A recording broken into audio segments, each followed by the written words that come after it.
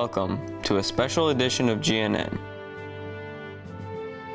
Remembering and honoring a hero, Virgil Ivan Grissom.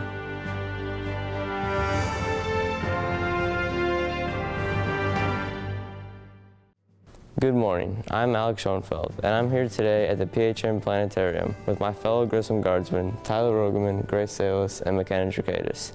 Today we are here to remember and honor our school's namesake, Virgil Ivan Grissom. 50 years ago today, Gus Grissom and two fellow astronauts lost their lives during training. They were doing a pre-flight test for the Apollo 1 mission that would eventually land a man on the moon. Gus Grissom was born in southern Indiana, and with the help of Purdue University and NASA, we will look back at his life and honor Virgil Grissom, a man who sacrificed his life for the exploration of space. Before the 1960s, when Gus Grissom became one of the most famous men in America, he grew up in a small town known as Mitchell, Indiana. He was born on April 3, 1926. He was the oldest of 4 kids in his family. PHM Planetarium Director Emeritus Art Klinger met Virgil's parents.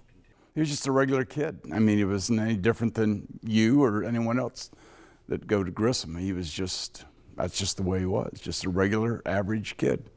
As a young child, Gus played with toy planes and enjoyed sci-fi. His cousin Steve Grissom talks about his interest. He modeled airplanes and always dreamed of flying. As a matter of fact, he traded his first shotgun to take his first airplane ride. So he was always looking through the skies. Growing up, he was in Boy Scouts, and in high school, he was not always an outstanding student. He didn't see a lot of interest in those subjects that he was not interested in. But if you look at his math grades and you look at his science grades, they were well above average. It's reported that Gus had an IQ of 141, which puts him pretty toward the top there when it comes to the IQ levels. He enjoyed sports and was very competitive, but never became a star athlete. He was always trying to show that he could do the things that bigger kids could do because he wasn't very big, and therefore he wasn't involved in school athletics very often.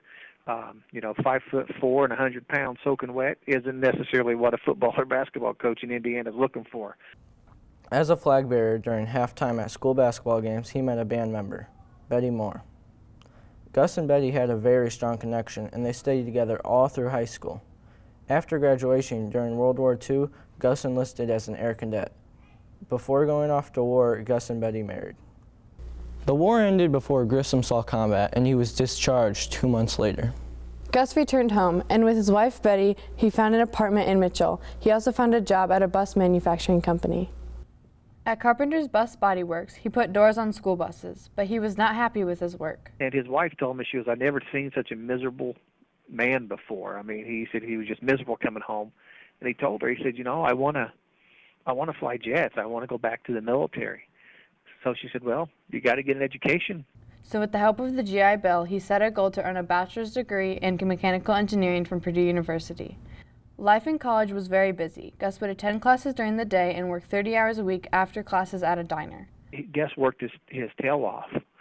Betty was working as a switch board operator, and he always told people that had it not been for her working, he never would have got his degree. After a long 3.5 years studying at Purdue, Virgil graduated in 1950 with a BS in mechanical engineering. But Gus's heart was set on flying, so a few years after graduation, he re-enlisted in the Air Force. He then finished air cadet training and earned his wings. As a fighter pilot, Gus was sent overseas during the Korean War. He completed 100 combat missions with the 334th Fighter Interceptor Squadron and earned the Distinguished Flying Cross. Grissom was ordered back to the United States and became a flight instructor. Gus moved up in the military rank, and he and his wife Betty had 2 kids, Scott and Mark. He was a family man, spending time with his wife and kids, but he also enjoyed his work and joined an elite group as a test pilot. Gus became one of the nation's top military test pilots, and with the Russians winning the space race by putting a satellite into space, the United States started NASA. Grissom received an official teletype message instructing him to report to an address in Washington, D.C. wearing civilian clothes. This message was top secret, so Gus couldn't question it or tell anyone. In D.C., Gus found out that he was one of 110 test pilots who had been invited to learn more about NASA and have the chance to become an astronaut. NASA was looking to send the first person into space, and Virgil Grissom was selected as one of the first American astronauts. On April 9, 1959, Gus Grissom's life had officially changed. Gus had been picked as one of the original 7 Mercury astronauts. Gus and his fellow Mercury astronauts gained instant international fame even before stepping foot into a spacecraft. They were going to sit on top of a rocket and go up in space, and the rockets back in the early days were blowing up.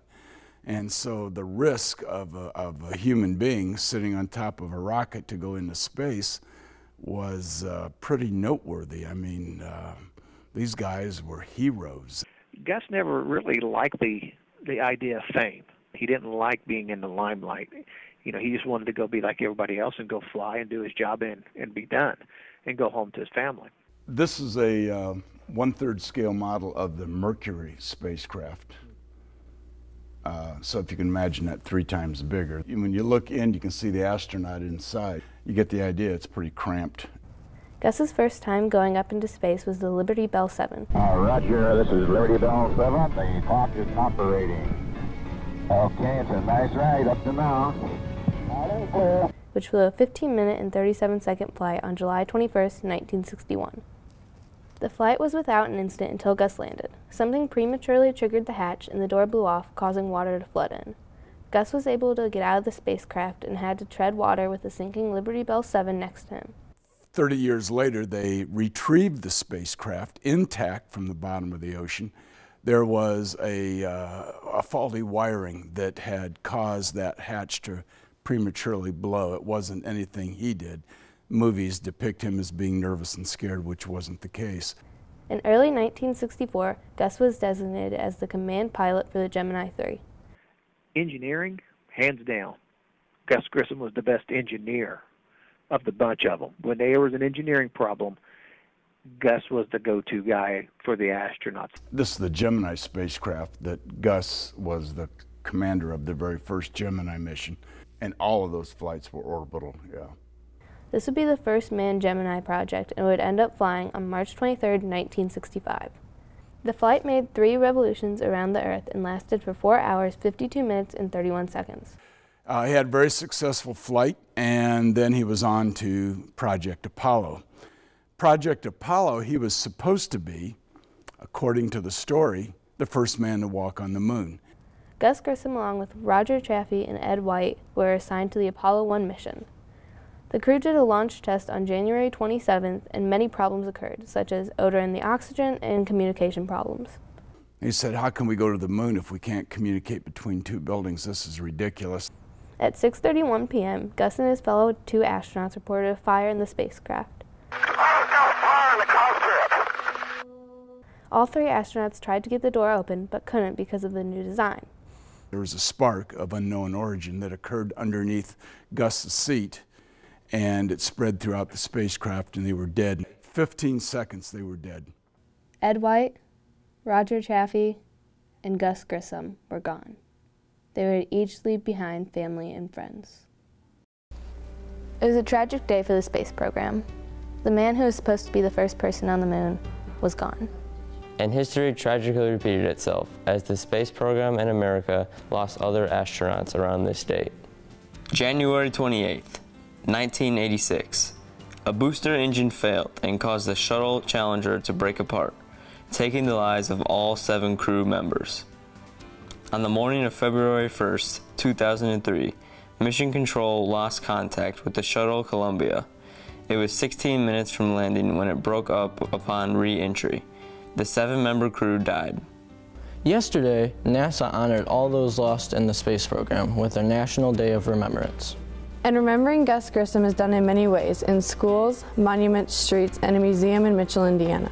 You know, they look at him as a family man, as a man's man, and as a skilled test pilot. I mean, he was a true American hero. That's just how we look at him and how we want him to be remembered. That's who he was.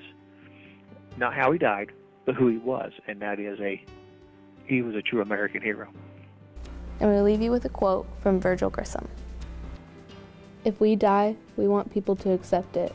We are in a risky business, and we hope that if anything happens to us, it will not delay the program. The conquest of space is worth the risk of life." Remember, Virgil Ivan Grissom is more than just a name on our building.